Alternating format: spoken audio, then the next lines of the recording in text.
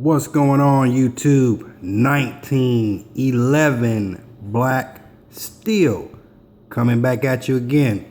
Today, I'm talking about, I've said in several other videos, non-expensive 1911s that will work. The name of my channel is DWI. Does it work? If it don't work, it don't make it to the granite countertop.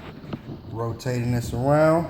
Here we go, guys. This is the Citadel 1911 45 full size. 1911 don't do compact. Just give me a quick overview of the gun. I love the grips. Psalms 23. Fear no evil. On this side, it's the whole verse. There you go. Leave it up there for a minute. The Lord is my shepherd, I shall not want. You guys don't know this Psalms, you need to. Though I walk through the valley of the shadow of death, I shall fear no evil, for thou art with me. Ain't that right, guys? God's with your boy. But this is a cheap, inexpensive, I'm not going to say cheap because it's like $500 1911, you know? Like I was telling you guys in the other videos, like, you know, some of my 1911s I paid over $1,000 for. I do not like scratches on those. This one works. It's chambered in 45 ACP. That's a lot of stopping power. Alright? 45s is not made for very far distances. It's an up close and personal defense weapon. Alright? Not going over the history of 1911 because there's so many people out there that's already done so. The whole point of this video is to show you, you don't got to go out and spend the kind of money I did on a Spartan or a trophy match. You know, you can go with a $600 gun. Like I did the one on the Ruger SR, that was $750. So $100 more, you get a Ruger. You know, I did a video on the Rossi 357.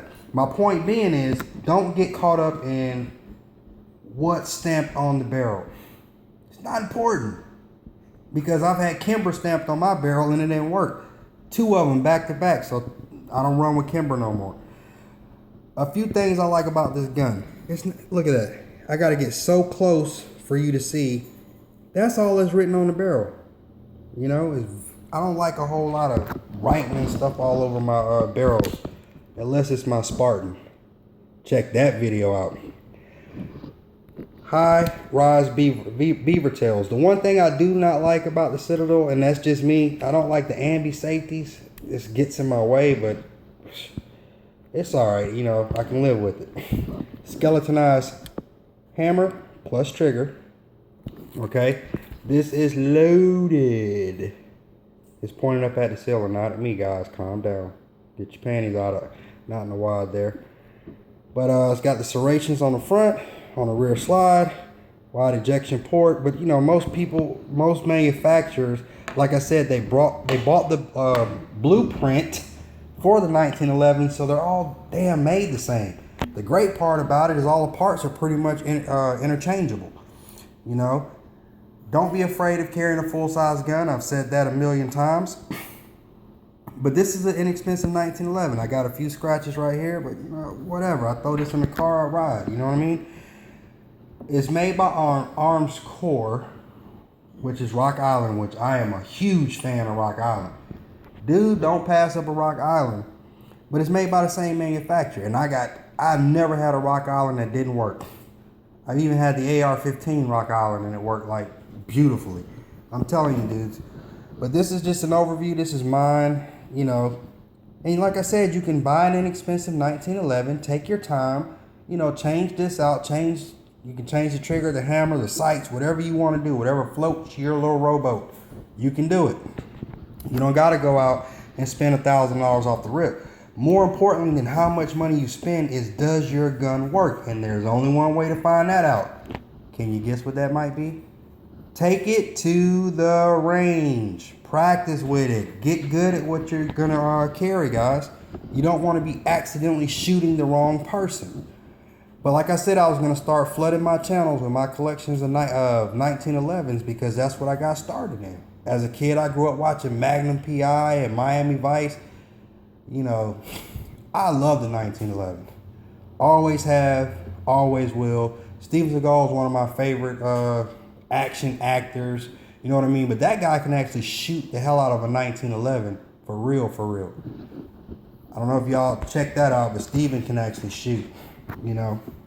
But 1911 is a great gun to begin with. Great starter gun. Great gun for home defense. I like the 45 round because it's not going to keep going and going and going. Like I have the Rock Island 10 millimeter in a 1911 frame. I have to redo the video. It's going to be Glock 20 versus Rock Island 10 millimeter. Those are both 10 MMs, and I'm going to release that video soon to show you what a 10 millimeter looks like in a 1911 frame, in case you guys don't know. But as far as a 45 go, if you have been considering or thinking, what gun should I get? I don't know if I'm going to be on the polymer clip. Ooh, that was a bad word. Bandwagon, the polymer bandwagon. Light is better. It all depends, dude. I don't shoot lightweight guns as well as I do heavier guns. But this is just not even a real overview because, like I said, I'm not going into all the specs on it. I'm just showing you what you can do with very little. It don't take much. And what difference does it make if it says Kimber or Citadel or Smith & Wesson, if it says Ruger, Springfield Armory? At the end of the day, if this 1911 was in your house and it saved your life and your family's life, can you put a price tag on that? Can you put a price tag on your life? I don't know about y'all, but I love my life. I'm running with the Lord, y'all. I hope you choose to too. Times are changing. Times are funny. People seem to be losing their mind. So, like I said, though I walk through the valley of the shadow of death, I shall fear no evil. Neither should you. Go out and get you a 1911 45. Protect you and your family. God bless Israel. God bless America. The hell with everybody else. Long live America. Fish, grits, and beer. 1911 Black Steel. I'm out. For real.